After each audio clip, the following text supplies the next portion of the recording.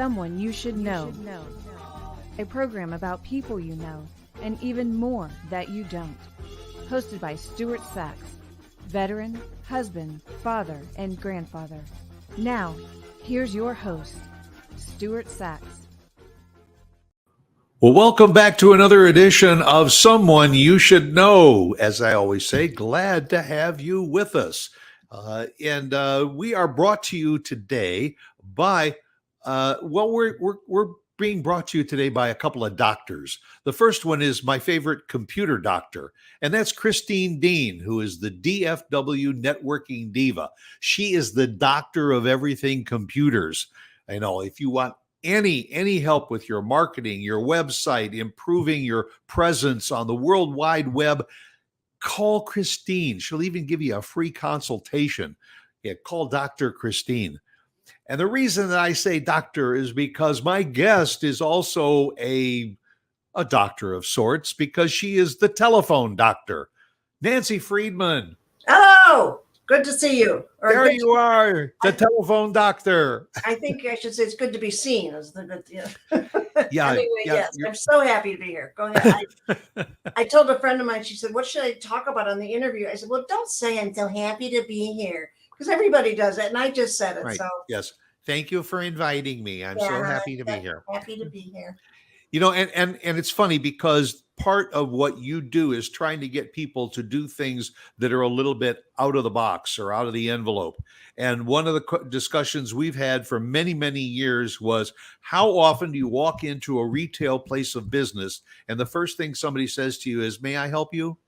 No, I'm not and what is the common response to "May I help you"? "No, thanks. I'm just looking." Good. Right. End of discussion. Go away. Yeah. And you are a proponent, as I have been, by saying, say anything other than "May I help you?" Right. And you know, the whole thing is common sense, Stuart, but you and I know that common sense is not as out there as much as it should be. Well, exactly.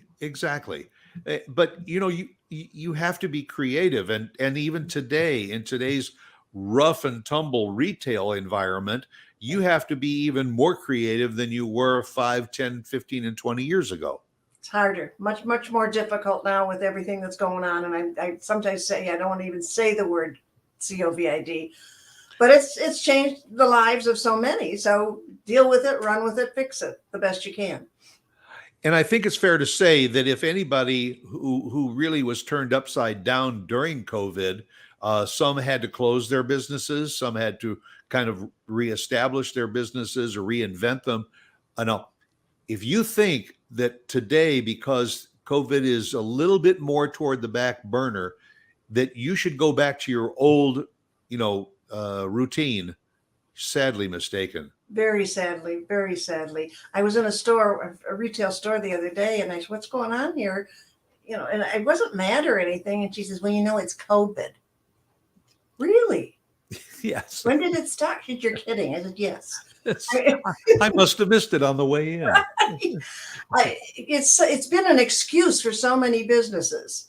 And I just don't, I am not able to buy that. I didn't buy it from my kids, not whether it was COVID, but any excuses, just step up to the plate. If I may just mention on time down in the Keys, Bayside Grill, Bayside. Right. Bayside Grill. He's got the best little sign on his tables that I thought he wrote it. And I'm not going to read it to you because I don't have it in front of me. But basically it says, yes, we're understaffed. Yes, we're, half of our waiters are working twice the time. Please talk to the person you're with. Have a drink, relax. I promise you the food will be good. And it was such a warm little, hey, we know what's going on. Please bear with us. How can you not work with that? Exactly. Yeah. The other excuse that I'm getting really fed up with is the supply line. The supply chain. Yes. Yeah. Oh, well, excuses because we're having difficulty getting the French fries. We're having difficulty with the grill. We're missing a part. You're not here to give me excuses. You're here to cover the excuses and make my visit pleasurable. Yeah. Right. And if anybody in business doesn't have a plan B for most things, I'm a very big believer in plan Bs. May never use them, but they gotta be back there. What if we have a flood? What if this happens? What if the S hits the fan? What are we going to do? And that's goes back to our business training. I'm not going to train on all those things, but it's just amazing how many companies don't put the training on a high priority and just let the stuff roll. Well, one of them is what's your backup plan if the lights go out? Yeah, exactly. There's a plan B for everything. I don't always have it, but I would say, 90% of the time I've got a plan B. When somebody gives me a situation, I always say, well, let's go to plan B. And I would say 99% of the time, plan B works. If you have one. Right. Sorry, I'm getting a little bit excited. My the one that bothers me the most is when you either call a vendor or whatever. Well, I'm sorry, we can't help you with that because our computers are down. Oh, yeah. You don't have an alternate way of looking at your stock to see if what I need is available. Yeah, Dick, I don't know if you remember Dick, my husband. He's vice president of Telephone Doctor, and he writes all the Telephone Doctor series and some of the other ones that's online. But we have one called Killer Words of Customer Service. And of course, I can go over the top two. There's not time to go, well, maybe there is to go over all of them. But the one of them that's in there is my computer's down or my computer's slow.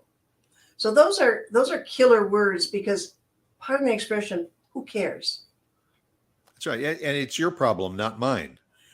So there are different ways to tell somebody something. And that's what we're all about. We have a language of Telephone Doctor is, start with a positive, never start with a negative. So, and if you follow that mantra, start your situations, with your kids, your mother, your father, your girlfriend, your boyfriend, your husband, Battle of the Sexes. I love that show. I have to say that. You're so transparent, so honest. That's another program. Okay, I won't go on that. Right. Anyway, plan B, and then, put it in action when it happens. Okay, I'm making notes so I don't forget. Yeah. Okay. No, you're absolutely right. My feeling. I'm sorry. Can I get that in writing? Yes, that was one of my father's favorite phrases. Right. And he also used to say that if you have to say a negative, say it in a positive way. Right. Those things should come around again. My mother used to tell me, Nancy, there's very little new, just new people doing it. Right. That has kept my feet on the ground, especially, when I meet somebody who thinks they've invented something that's been around. Listen, our kids tell us jokes that we told our parents that they told their parents. I mean, it just happens. Absolutely. You've developed a program to really make people open their eyes to how they're doing business and especially attacking that initial contact. I think those first few minutes that a business operator deals with this client, this perfect stranger.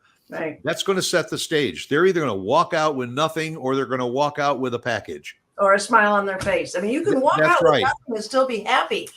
It's not that you have to have what you want. It's like you have to have the feeling that people care. And make them want to come back again if they've walked out with nothing this time. Exactly. And tell people, hey, these people were super. They handled me great. That's what the average retailer, restaurant, business person wants to have happen. So ask me anything about that because I'd love to learn from you and learn from the others. And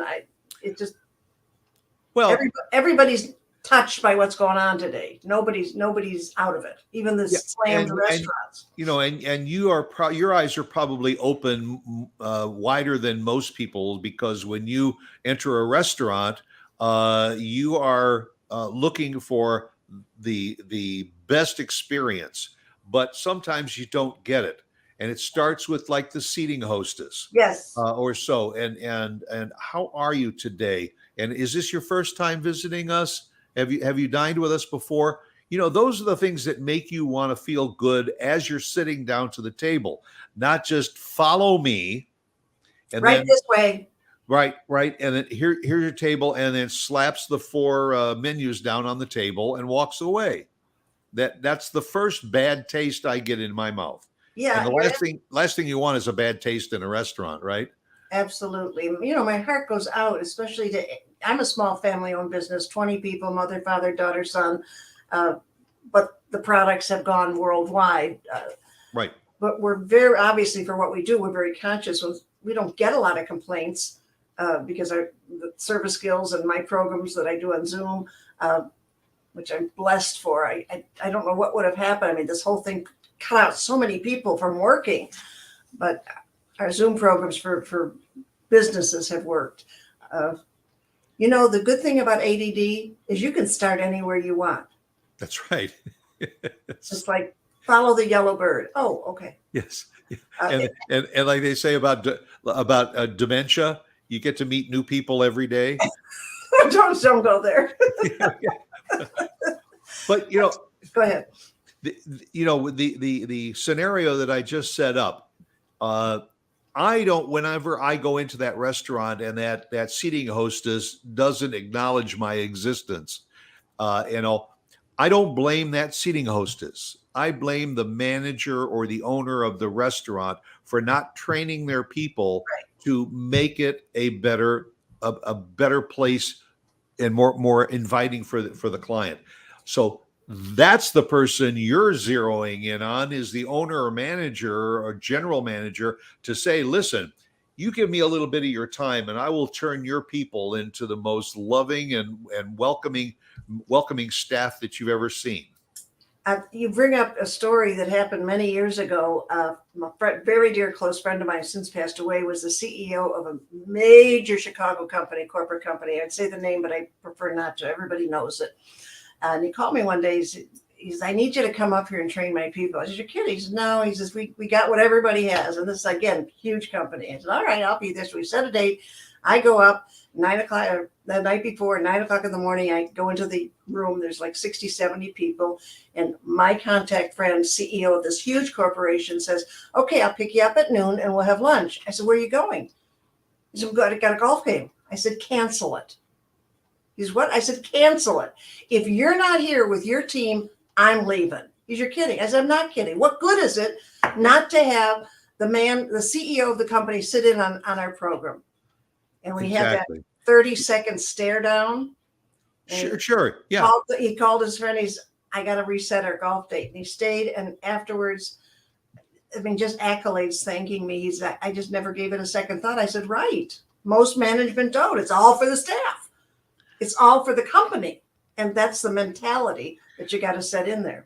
Yeah, a good example of that is, and you probably watch it too, is Undercover Boss. Been there, you saw it, yeah. The TV show.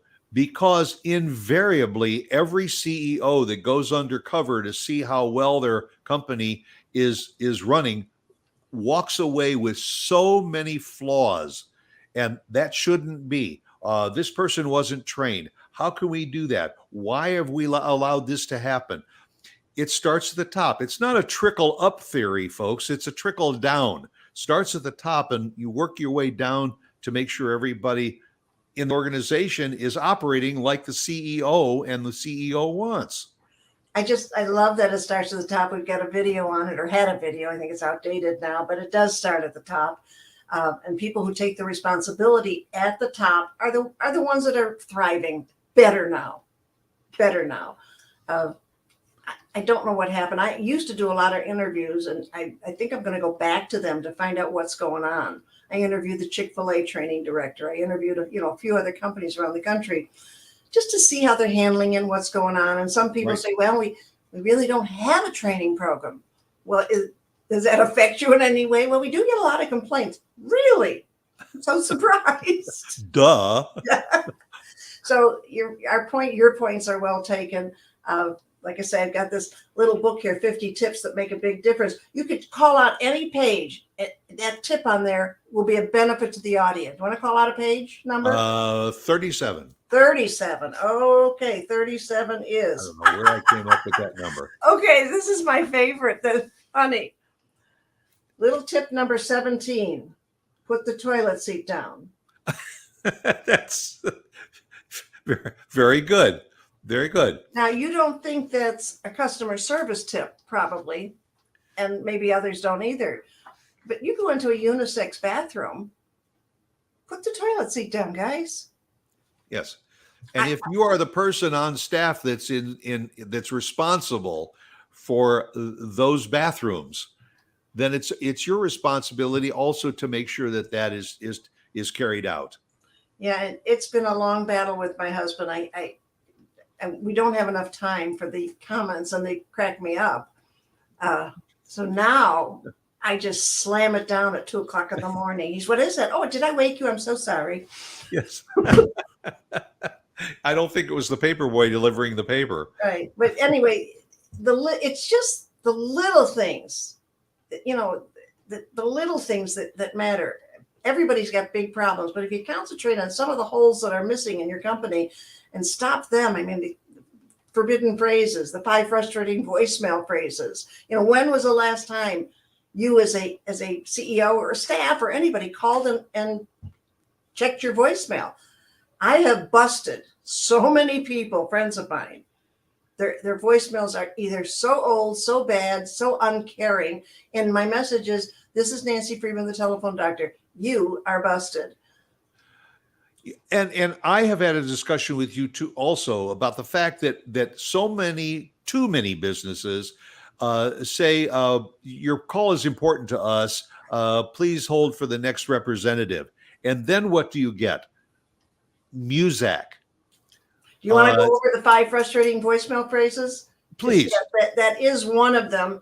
And not that I wanted it to be a surprise, but if you're watching this program and you have not ever or recently within the last 6 months called your own cell phone, call your own office and get your voicemail, if you haven't done to check that, here are some things you might want to look for.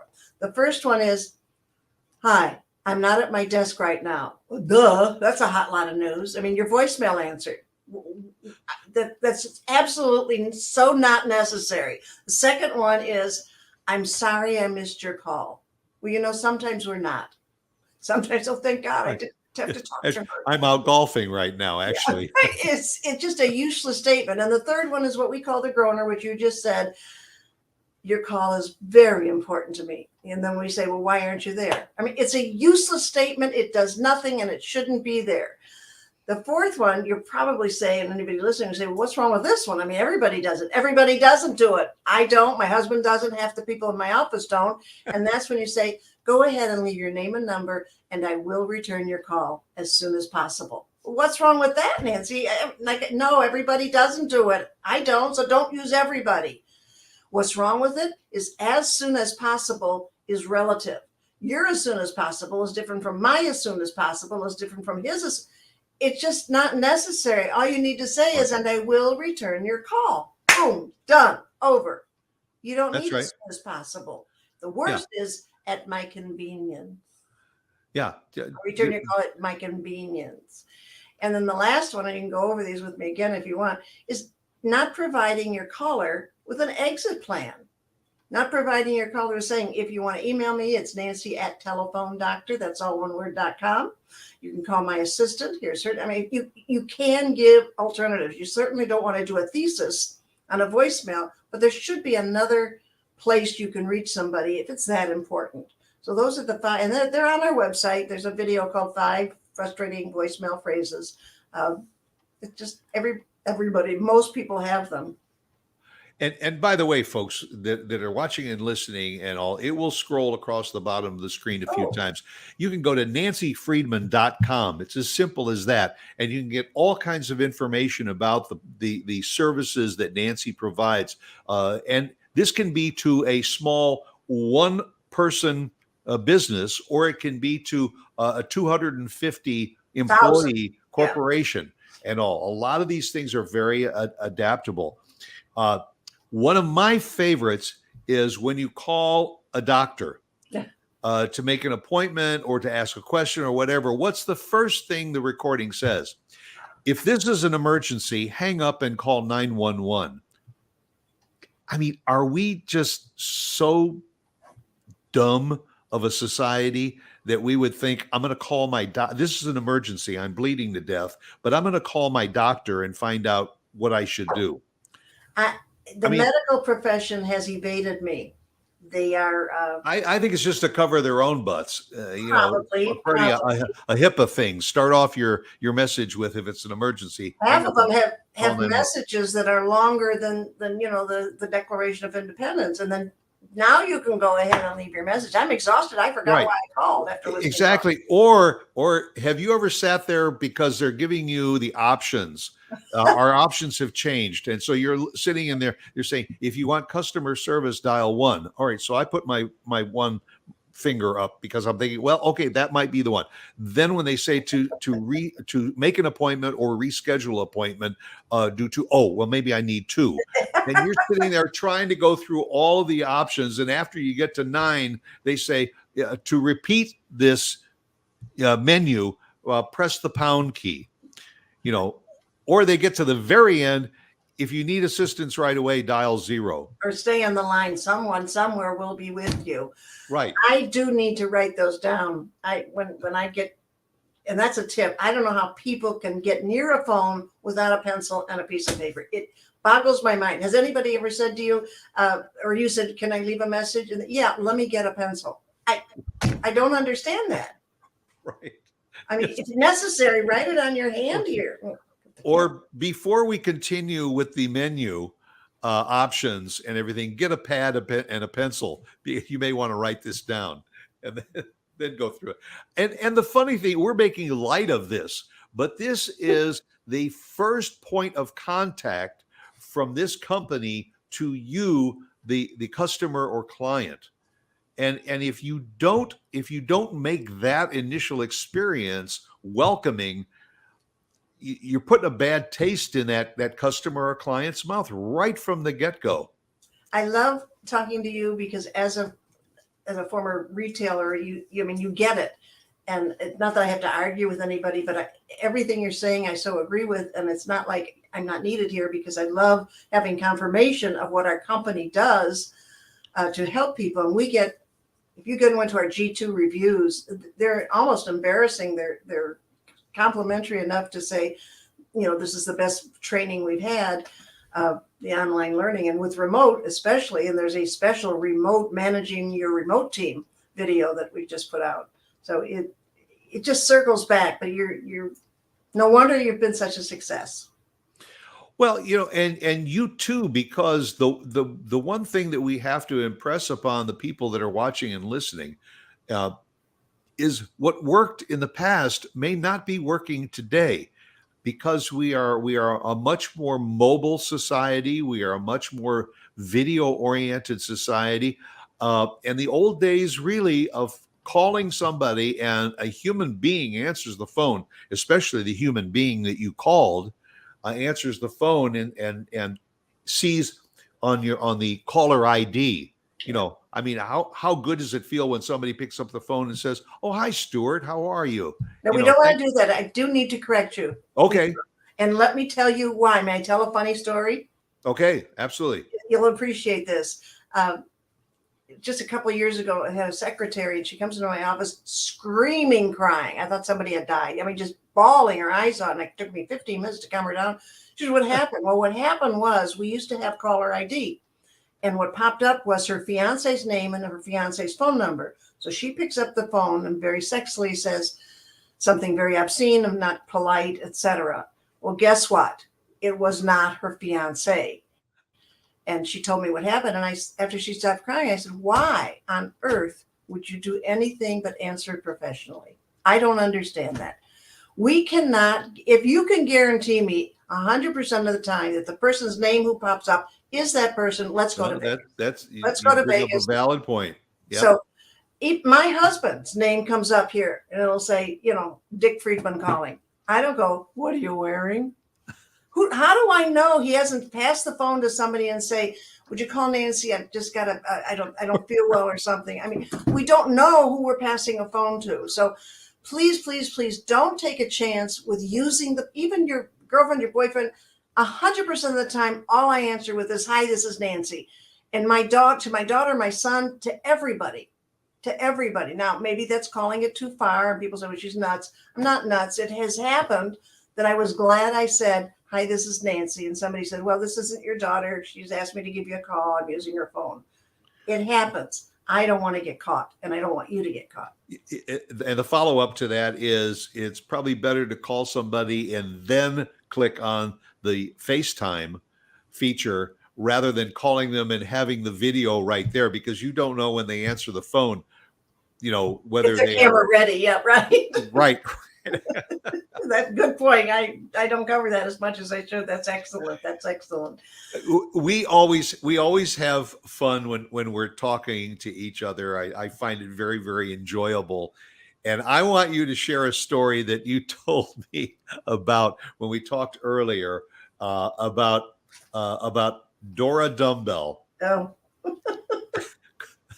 And folks, listen up to this because you can learn a lot from this story. it happens so much. Which one was it? Because I just did 2 videos on it. Oh, okay. When you make a phone call, it is not mandatory. It is with us and our company that when the person answers the phone, I say, "Hi, Stuart, this is Nancy Friedman. Did I catch you at a bad time?"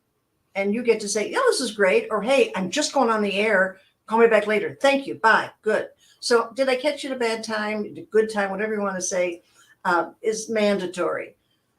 So people have called me, and when they go into their spiel, I say, "You have caught me at a very, very bad time." And Dora Dumbbell goes, "Oh, I didn't know." Well, that's because you didn't ask.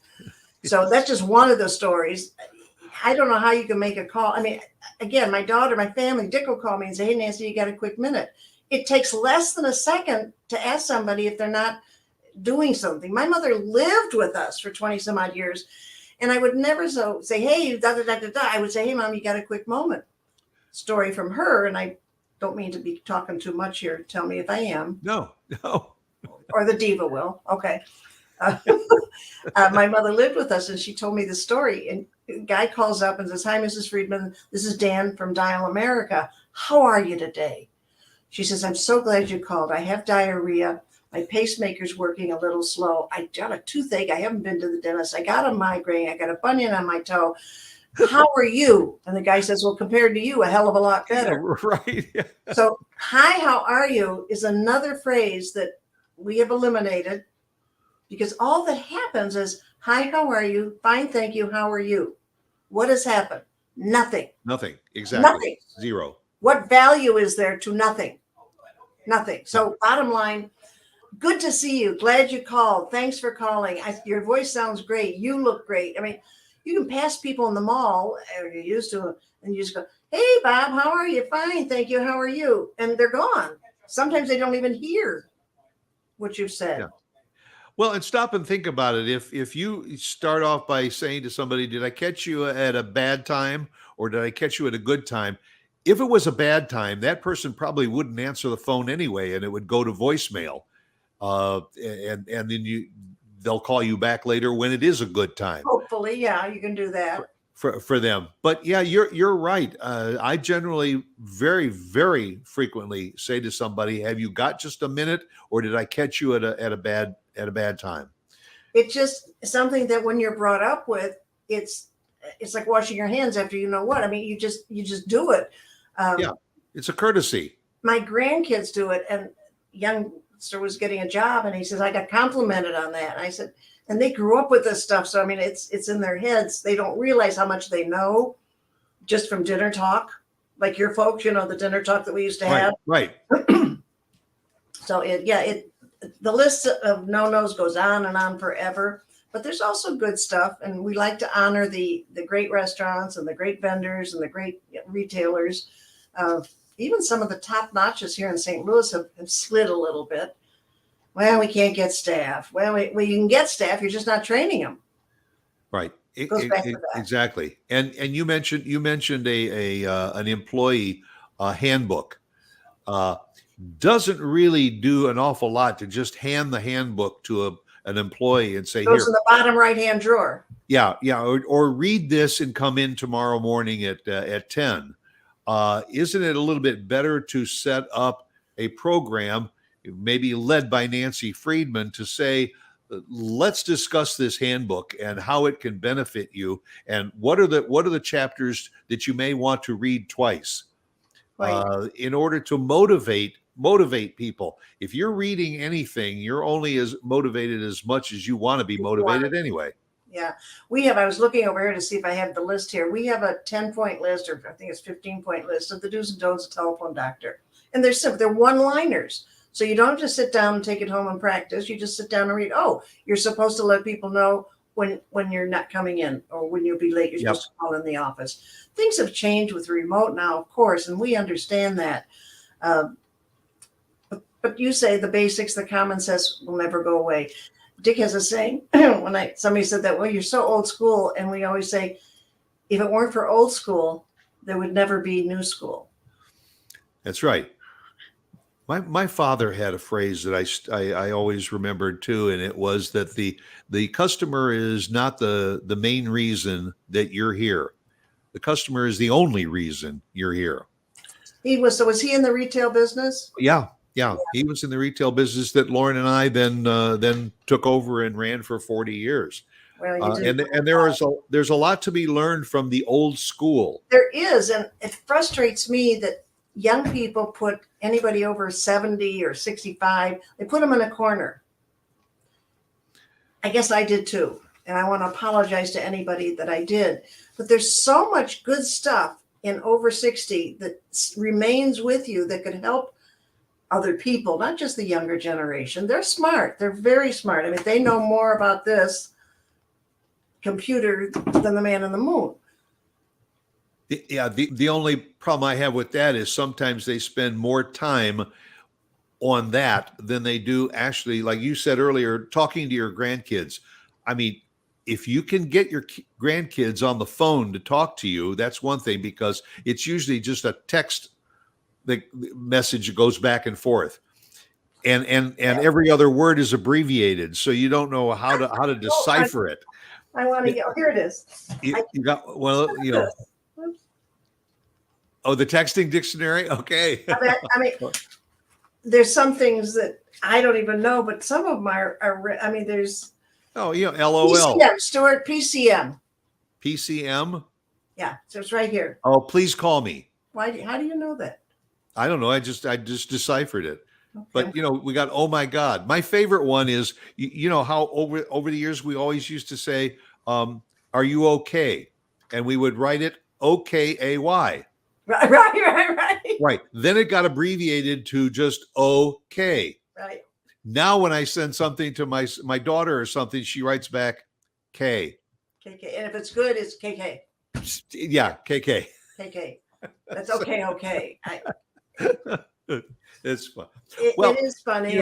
I don't mind learning new things about, when I saw this text abbreviation, I thought, I don't have it in front of me, but I got for Mother's Day, the coolest grandma ever plaque. And I posted it, and everybody said, you bet. I want to stay up with the kids. They're fast, they're good.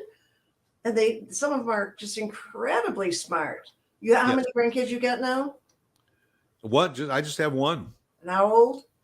He's 12. Well, he probably knows more about that computer phone than. Oh, he does. If I have a problem, I call him. Press this button or that button, or open this page and go to the upper left-hand corner pop and press on that. Marvelous. You're right. But someday I'm going to do a show and interview you. Oh, you've got a very interesting background. Yeah. Anytime. I'm at your beck and call. Well, and that's always been a passion of mine. I am blessed with getting on podcasts and interviews, even the big guys. But I always like the backstory of people who are professional interviewers. I'm not professional. I'm good, but I'm not as good as you. There's got to be a backstory, a fun story, how you got in. I mean, that's not what I want to do now, because this is my show now. This is my time.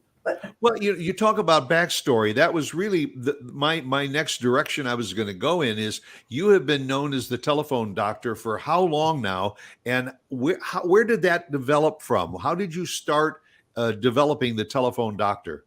That's my favorite story, and we didn't even talk about asking that. That's good. I was working with my husband at our Weatherline business, we were the largest provider of weather information by phone in the United States. So we were pretty good. I was the lady who kept track of the accounts and made sure that we renewed them, because it was a yearly investment. And one day I had time. I said, I'm going to call my insurance agent. So insurance people, if you're out there listening, this story is for you. So I called my insurance agent. He wasn't there. And I asked a simple question of Dora Dumbbell. I have another word for it, but I don't use it on the air. And I asked a question. She said, I'm new here. Oh, well, is there somebody who can help me? Let me give you to Susie. Susie came out of the, I'm Nancy Friedman, one of Michael's good accounts. Da, da, da, da. She said, I have no idea. Wow. And a third person came on and similar answer. So I called my friend, the agent, the next day, and I said, Michael, cancel all my policies. He said, what happened?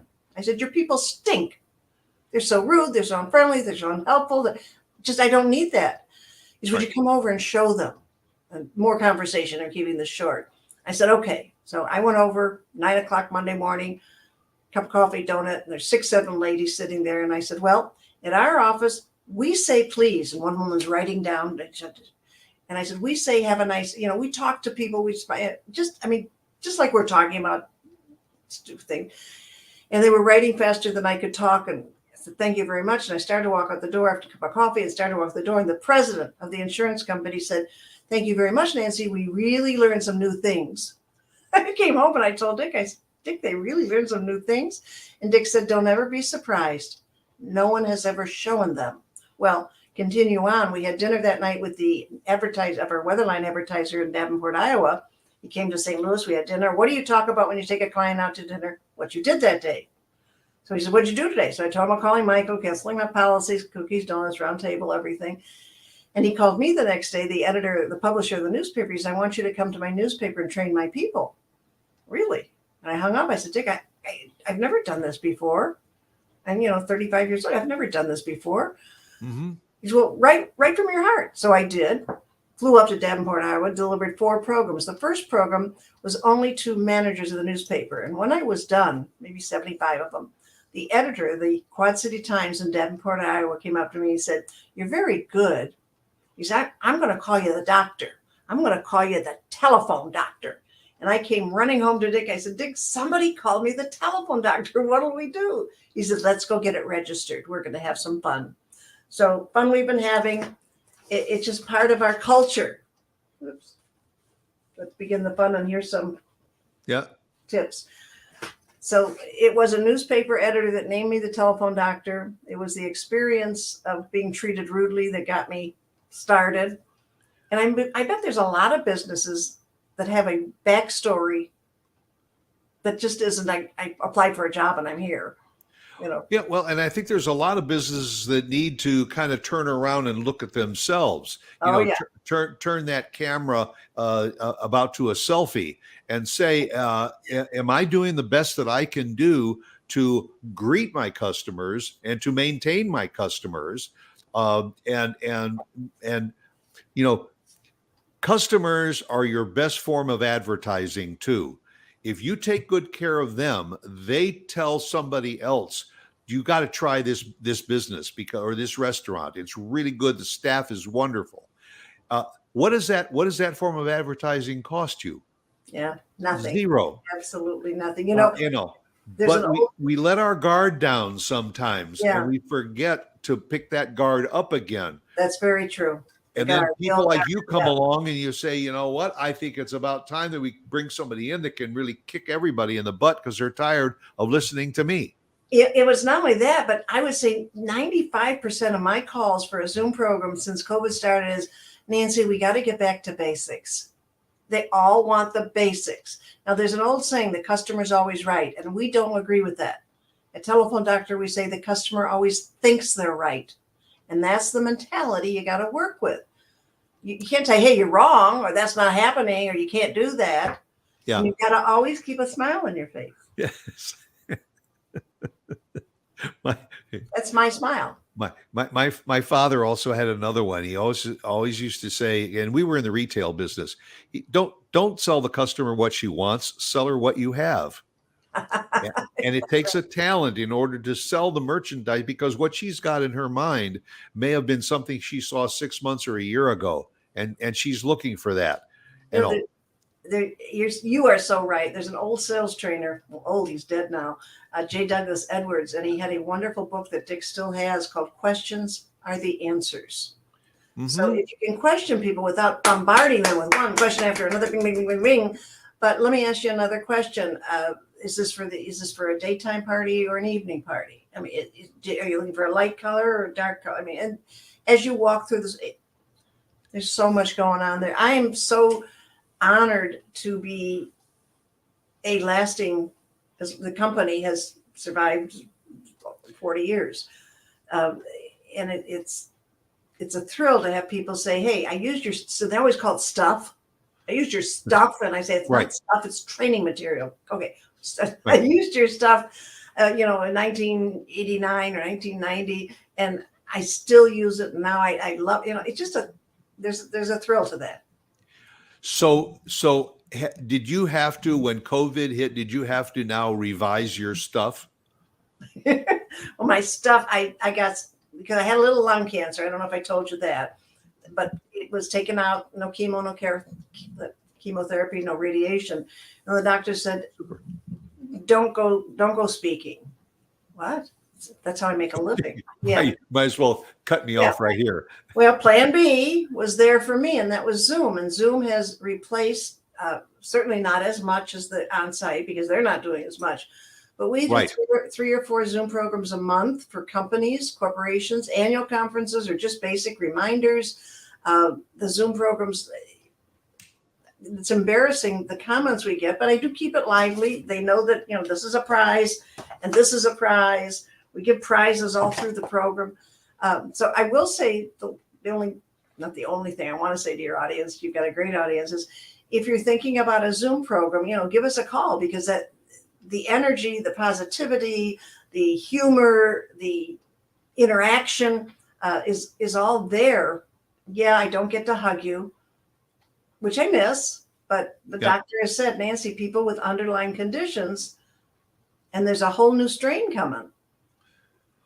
Yeah, and I think the bottom line to our whole conversation is that getting back to basics and all is very often the best starting point again, because if you've let your guard down, you're going to lose customers to other businesses. Well, and that's the last thing you want to do. And the other businesses are not letting their guard down. So right, they're picking up what you just dropped.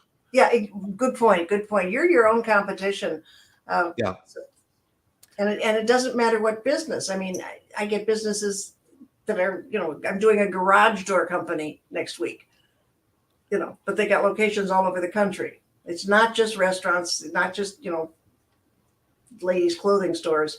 Yep. Every company, glass company, it just, the industry. And that's a good point, because you can cover all, any, it could be a service industry. It could be a for-profit. It could be a non-profit. Right. We've done foundation and all that just needs a little bit of a revision or a kick in the butt.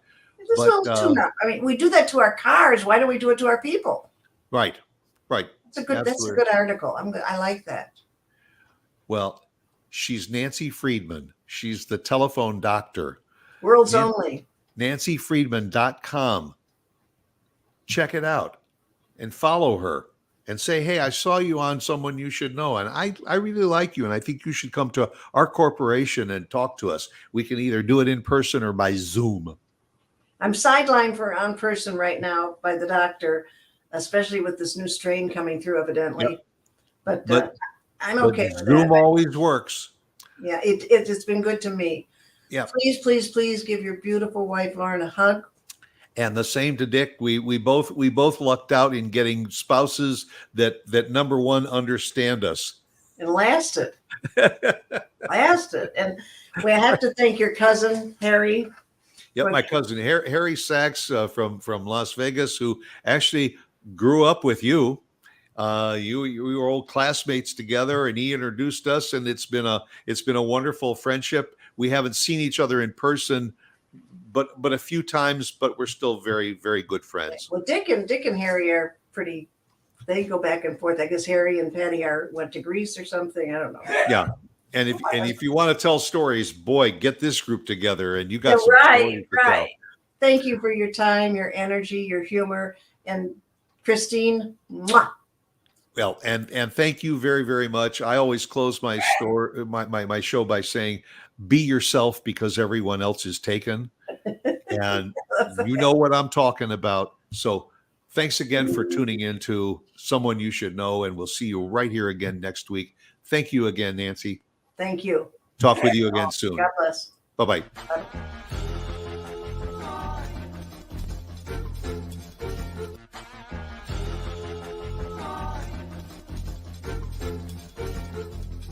Someone You Should Know.